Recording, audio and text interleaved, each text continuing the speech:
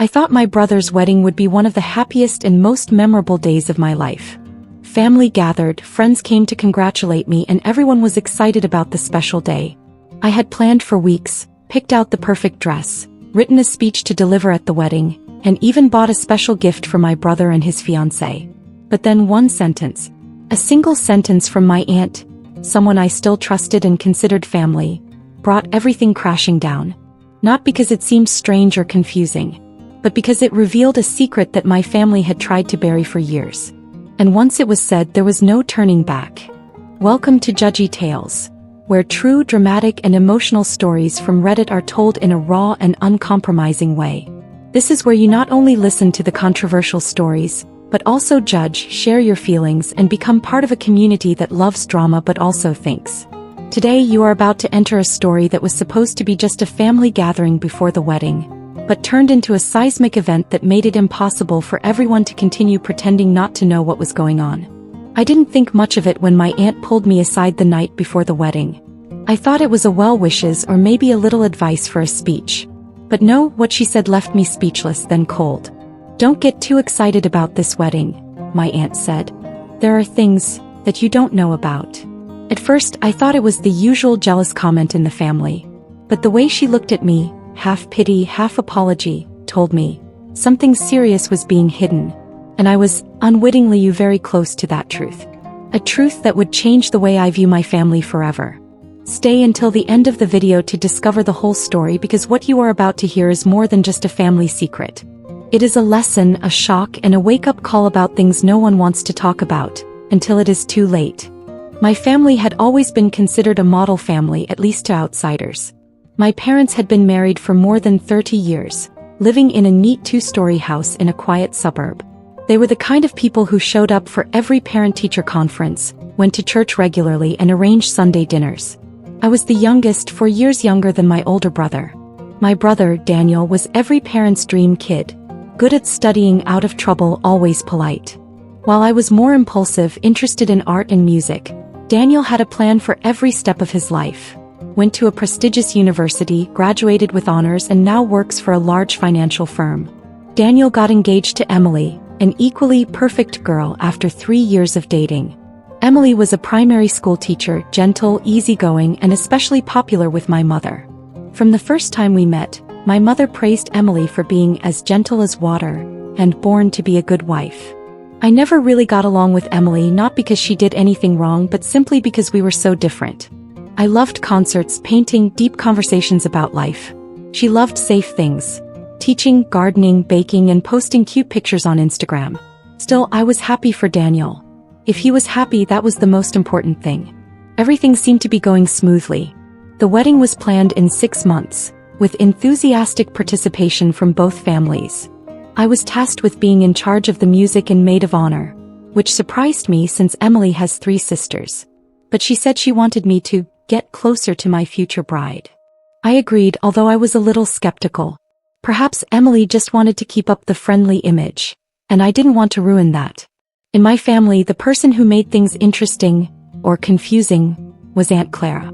She was my mother's younger sister, widowed at a young age, had no children, and was often described as the straight one.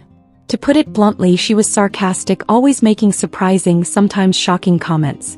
Yet she was also the person I was closest to. Perhaps it was because we were both exceptions in the family. I was different with my free-spirited artistic lifestyle, and she had dared to love a man her family disapproved of, and marry him anyway, even though he later died in an accident. Aunt Clara hadn't been around much lately, due to her poor health, but this time she insisted on attending Daniel's wedding. I couldn't miss the big moment, she told me over the phone. Who knows what might happen? When she said that, I thought she was joking out of habit, not knowing that her words foreshadowed what was to come. As the wedding day approached, the whole family was busy. My mother seemed to have changed, tense, controlling every little detail from the color of the tablecloth to the seating arrangements. Daniel seemed to disappear into meetings with the event organizers, and Emily was always smiling, although fatigue was evident in her eyes. I felt like I was standing outside, quietly observing a big play in which I was just a supporting actor. And then that fateful evening came, just a day before the wedding. We had a small dinner at home with all the relatives present. That was when Aunt Clara appeared, entering the room, looking slender but her eyes still bright and sharp as usual. I ran out to greet her. She took my hand, looked into my eyes for a long time and then smiled. "You've grown up," she said. "Like, very similar." Then she stopped mid-sentence, strangely changing the subject. During dinner that night, I noticed that my mother deliberately avoided mentioning my aunt, even appearing annoyed when she made a few congratulatory remarks. Everyone laughed and talked, but there was something strange in my mother's eyes. After the meal, when I was clearing the dishes, Aunt Clara came over, touched my shoulder and said she wanted to talk privately. We went out into the backyard where the yellow light was dimly covering each leaf. And then, she said it. "But before telling her words, you need to understand. In my family there are hidden pieces. Things that are never said but everyone feels." A glance between my mother and Aunt Clara. The times my father suddenly fell silent when he heard the mention of the deceased. And the silence in my own eyes, because I always felt that I did not completely belong here. Now when my aunt said, "There is something you don't know," it no longer felt like an odd remark. It felt like an invitation, an opening to the truth. And I, despite my fear, couldn't help but step in. I sat across from her, leaning slightly toward her, my heart pounding in my chest. Something in her eyes, a mix of sadness, hesitation, and determination, told me that what she was about to say would be more than a sarcastic remark or a piece of trivial family history. It would be something that would change the way I saw people, even myself. "Do you ever feel different?" she asked, her voice low but clear. I nodded. How could I not? While my family lived by convention, I found comfort in the chaos of art and music and things they never really understood. But that didn't explain the deeper sense of alienation, the feeling that I was always the missing element in the family picture. "It's not just because you choose to live differently," she continued as if reading my mind. "But there are things people have tried to hide from me from the very beginning." I looked at her, my hands gripping the back of the chair lightly. The wind blew a little harder, blowing my hair slightly to the side. The air seemed to freeze when she said the next sentence. "I am not the biological child of the person you call mother." I couldn't breathe for a few seconds. All the sounds around me, the distant sound of cars, the chirping of insects, dimmed. I could hear my heart pounding in my ears. I opened my mouth to say something, but no words came out. Aunt Clara was still looking at me, her eyes fixed, unblinking. "It happened almost 30 years ago," she continued, her voice trembling but determined. "My aunt's sister, the one I call mother, had a miscarriage in the 8th month. It was a terrible shock, especially since they had been expecting a daughter. But a few months later she appeared with a newborn baby in her arms. It was me. Everyone asked, but no one dared to say it directly. She just said, 'Everything is fine,' and no one dared to object because everyone knew she had almost lost her mind because of that miscarriage." My throat felt dry, my lips trembled. "So, whose child am I?" She looked at me for a long moment before answering. "You are the child of a woman named Rachel. She was my best friend from college, a very kind but unfortunate person. She got pregnant when she was not married and her family disowned her. She asked my aunt for help and, one night Rachel went into labor in a small, shabby apartment with no one else around but my aunt. After giving birth, she had a severe hemorrhage. The hospital couldn't save her. I let my hands fall to my sides. Images flashed through my head. The times I asked my mother why I was different from everyone else in the family, my father's evasive looks, Aunt Clara's strange gazes, as if reminding me of something I couldn't understand. So, why my mother? Why did she take me in? I didn't know if I asked in pain or anger. Because she couldn't bear the loss. "And because you begged me," she said, her eyes welling up. "I couldn't keep you, I couldn't afford it, and she was desperate. I thought you would at least have a family, a home, rather than be put into the foster system." I stood up and walked around the yard, disoriented. Each step felt heavy with the weight of the truth. I, who had wondered why I couldn't feel close to my mother, now knew my instincts were right. I had been living a lie that was too perfect, and I hated that perfection. She stood up after me, placing her hand gently on my shoulder. "I know this isn't the best time to tell you," she said softly, "but you have a right to know. Before Daniel gets married, before you have to live in silence. I can't keep this secret any longer." I turned to look at her, my eyes blazing with anger, pain, and fear. "Does Mom know what you told me?" She shook her head. "No. And I'm sure she'll be angry." But it's better for you to know the truth now than to have it be a burden for the rest of your life." I didn't say another word. I walked into the house, past the laughing crowd, past Daniel and Emily taking pictures with their relatives, past my mother watching me, oblivious to the storm that had just swept through me. I didn't know what I was going to do next, but I did know one thing. Tomorrow's wedding would be more than just a party. It would be a place where I would have to confront my past, my present, and everything I believed in. And after that, nothing would ever be the same. I lay awake that night, sitting in a dark room with a copy of the letter spread out before me. Each word tore at my mind, reminding me that everything I had believed in was just a thin veneer covering the truth. I didn't cry. I wasn't angry anymore. I just felt empty, but from that emptiness, a new will was forming. I couldn't change the past, but I could decide how the present would be perceived. The next morning, I got my first text from my mother. "We need to talk. Please." I left it unread. A few hours later, a text from my Aunt Marianne. "Emma, I'm sorry if you feel hurt. But there are things you don't fully understand." And then came the call from my brother. I didn't answer. I wasn't ready to talk. They didn't have control of the conversation anymore. This was the first time I had total control, and I wasn't about to give it up easily. The next evening, I returned home a different person. The house I once called home was now a stage where every role had to be taken off its mask. My mother waited for me in the living room, her eyes tired and red. Aunt Marianne stood behind her, her hands clasped as if preparing to receive a sentence. Both women. One had raced me with fake hugs, the other with lies. "Why?" I began, my voice low and firm. "Why did you hide everything from me?" My mother looked at me, her eyes brimming with tears. "Because I wanted you to live a normal life without being haunted by the past." "Isn't it because you're afraid I'll leave you?" I asked again, my voice trembling. "Isn't it because you don't want anyone to know that I'm not really your child?" Aunt Marianne interrupted, her voice more harsh than usual. "You don't understand, Emma. This is more complicated than you think." "No," I shouted, showing them my true anger for the first time. "You don't understand? You've lived a lie all your childhood, had to listen to whispers behind your back, had to wonder why you always felt different from everyone else in the family. And now, when you find out the truth, you're the one who don't understand? Aunt Marianne, you adopted me. Why did you let Mom raise me like her own without saying a word?" My mother sank into a chair, tears streaming down her face. Aunt Marianne stood still, her lips pressed together. The silence stretched like a sentence. I opened my bag and took out a copy of Eliza's letter. I placed it in front of them. "I know you're not my real mother. Neither is my aunt. And Eliza is gone, but I'm here. I exist. And I want to be respected as a person, not a secret." My mother took the letter, shaking. She said nothing.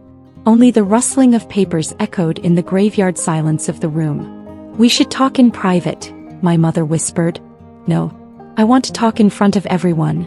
I stared at Aunt Marianne. "You need to hear this too." I told her everything. About how I found the letter. About the stories from my old neighbors. About calling Marianne Mom. About the betrayal and the nightmares that lasted for years. When I finished, my mother put her head in her hands, crying silently.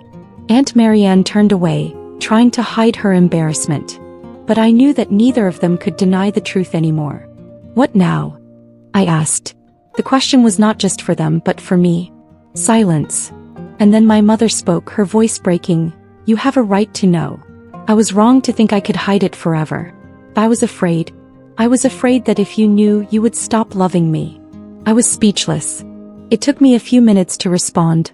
Love is not built on fear. And it certainly cannot survive on lies. The story didn't end there. I knew I needed time to heal. I needed distance. I decided to leave my family for a while.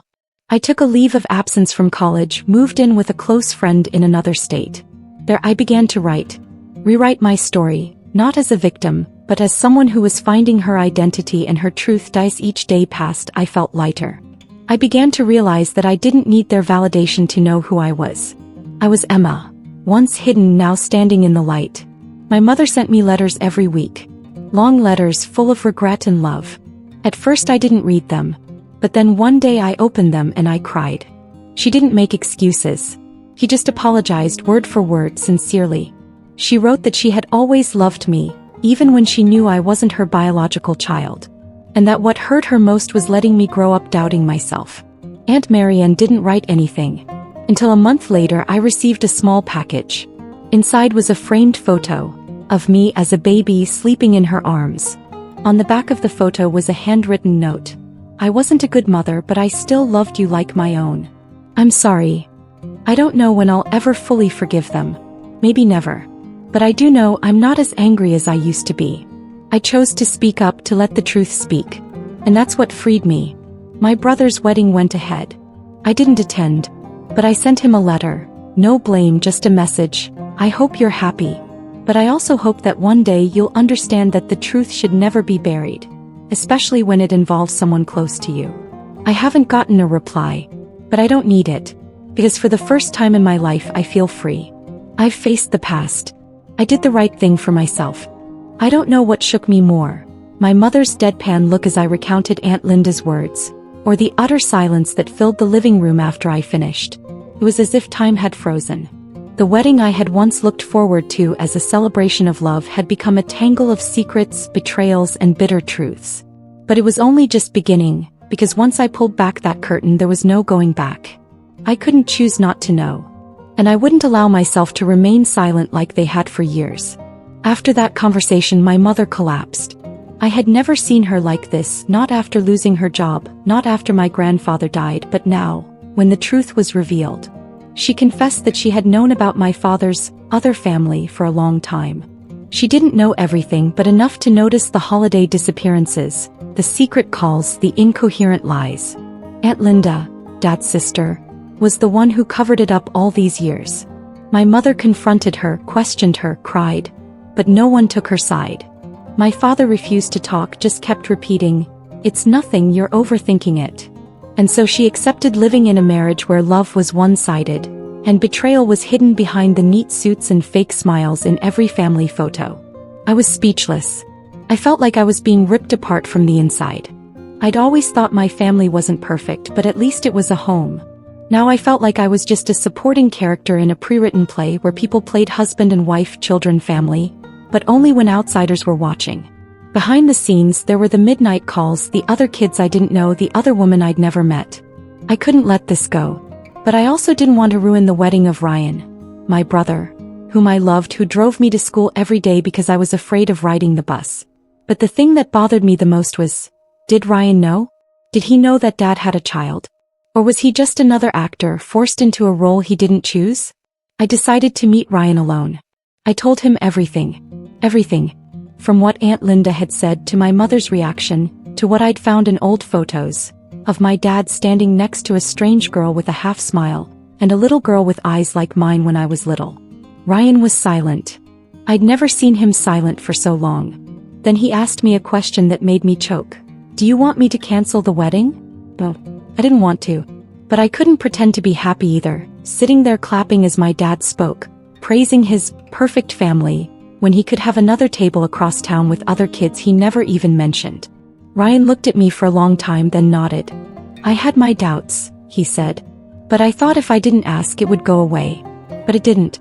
It just grew and got uglier. And so we made plans. Not to ruin the wedding, but to unmask it. Publicly. Right on the night before the wedding. The night the family would gather, share memories, say a few words of thanks.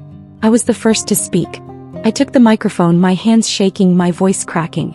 I talked about my childhood memories, about my dad, about holidays he didn't attend, and then I moved on to the story I'd heard from Aunt Linda. Everyone was speechless. My dad turned pale. My mother bowed her head. Ryan stood up and continued, "None of us did this to cause chaos. We did it for the truth. And because my mother deserves to know that she's not crazy, that she was right, and that she doesn't have to endure this isolation for another second." There was no applause that night. Just painful silence and stunned looks from everyone. My father stood up to leave the party. Aunt Linda tried to hold him back, but he pushed her hand away. My mother cried. But they weren't tears of weakness. They were tears of relief. The wedding day went on. But there was no speech from my father. No walking Ryan down the aisle. Instead, Ryan invited my mother up and said, "I don't need anyone but you." I stood by, feeling for the first time that my family was real, even if it was broken, but real. After the wedding, the consequences began to show. The relatives clearly split into two camps. One side blamed Ryan and me for ruining our family, the other supported our truth and courage. My father was silent. He didn't call. He didn't explain. He didn't apologize. But I heard from a relative that the other woman, his second wife, had thrown him out of the house after the affair broke out. It turned out she didn't know she was part of his game. My mother moved. She moved closer to me, started yoga, took up painting, and for the first time in years she actually smiled. Ryan and his wife went on their honeymoon as planned. But I knew he was different. He was no longer the man who believed that everything would be okay if you just ignored it. He knew that sometimes, to rebuild, you have to let things fall apart. I had changed too. I used to think I was weak, that silence was the best way to survive in a family full of secrets. But now I know, silence only breeds darkness. And I would rather be hated for telling the truth than loved for playing dumb. Time passed. Some people stopped talking to me.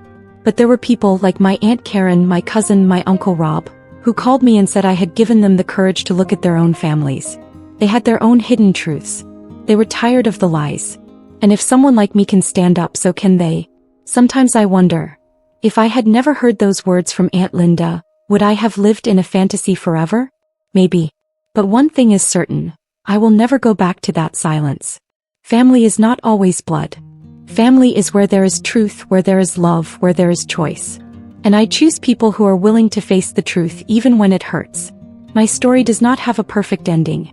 But it does have a new beginning. For my mother, for Ryan, for me, and maybe for those who are listening and realize that they, too, are living a story that no one dares to tell. At this point, many of you may be choking up. Not only because the story is so real, so close to life, but because it forces us to look back at what is happening around us. Have you ever wondered, how many of us are growing up in a family where love is not real, only duty? How many mothers, how many wives have silently endured betrayal? Not because they are weak, but because they do not want their children to grow up in a broken home. And how many children like me in this story have unwittingly become spectators in a long play called family, until one day the curtain falls. I know, some people will blame me for ruining the wedding, for daring to bring family secrets to light. But I want to ask you, what is the point of silence? Do we live for the truth or for beautiful framed photos hanging on the wall? If the truth can destroy a relationship, then it probably wasn't strong to begin with. I don't regret telling it. I just regret taking so long to do it. Now I want to hear from you. That's right, you, the one watching this video, the one thinking your own story, the one who may be holding something back that you've never dared to say. What do you think of what I did? Would you do the same thing in my shoes? Would you choose the truth even if it hurt, or would you choose silence to preserve a false sense of security? Leave a comment below. It doesn't have to be long, just be honest.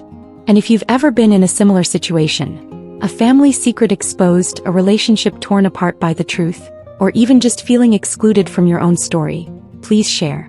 You never know, just one line of yours might make someone feel less alone. There might be someone somewhere who needs to hear exactly what you're about to write. What do you think of the father in this story? Does he deserve forgiveness? Or did he choose his own path when he decided to live a double life and use the love of his wife and children as a bargaining chip? Do you think the children in the other family have a right to know the truth? That they have a right to know that they are the product of a secret, or the victim of a decades-long lie? If you were one of those children, would you want to be told? Or would you pretend not to know in order to preserve some of the already distorted feelings? Another question I want to ask, and I hope you think about it seriously, is the truth always worth more than peace? Should you destroy everything just to speak up about what you've discovered? Or are there times when silence is the only kindness left? I chose to speak up, but maybe you will. And that doesn't mean you're wrong, but I want to know why. Sometimes the hardest thing to face isn't the truth. It's how the people you love react when they hear it. My mother once said, "Not everyone is ready to hear what they don't want to believe."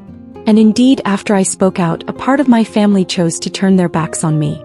They called me a spoiler, a young, immature person who didn't understand. Have you ever been called a traitor by those closest to you just because you spoke out about something they had chosen to bury? And one more thing. If you were Ryan, the older brother in the story, would you choose to continue with the wedding as if nothing had happened? Or would you stop everything to face the family crisis? Would you have the courage to walk down the aisle with your wounded mother, instead of your cheating father, even if it meant telling your entire family that you no longer believe in the traditional family? Maybe you've been the Aunt Linda in some story. The one who knew the truth but chose to keep quiet to protect someone or to avoid being implicated. Have you ever found yourself in the middle, where you knew the truth but didn't dare be the first to break the silence? What did you think of her slip of the tongue? Was it genuine remorse or an unfortunate accident? I tell this story not to get pity, but to open a dialogue. Because if we can't talk about the things that hurt the most, how can we heal? If we let secrets pile up and then pass them on to the next generation, what are we nurturing? A family or a ghost of pretense? If you're holding a truth, big or small, can you imagine what would happen if you spoke it out? Would you lose someone? Or maybe, would you find yourself? I don't expect everyone to agree with how I acted. But if this video makes you pause for a moment to think about family, about honesty, and about what's left unsaid, then I've done my part. You don't have to live with a story that isn't yours. And you don't have to stay silent just because someone told you to. Keep the peace. Finally, I want to ask, what is your definition of a true family? Is it a place where you can speak your truth without fear of rejection? Is it a place where you don't have to sacrifice yourself for the sake of stability? Or is it simply a place where you feel safe to be yourself, without hiding, without fear? Share your thoughts. Don't just scroll by. Leave a comment. Tell me your story. Debate if you disagree. Empathize if you've been hurt like I have. Or simply, leave an emoji if you don't know what to say but still want to say, I hear you. I understand. If you found this story touching or thought-provoking, don't forget to hit that like button to let me know you're with me. And if you want to continue hearing honest, shocking, and emotional stories like this, subscribe now. Turn on the notification bell so you don't miss any new videos, because every week I bring you stories you can't get anywhere else. Thank you so much for watching and supporting. Your support is what keeps me telling the untold stories. See you in the next video.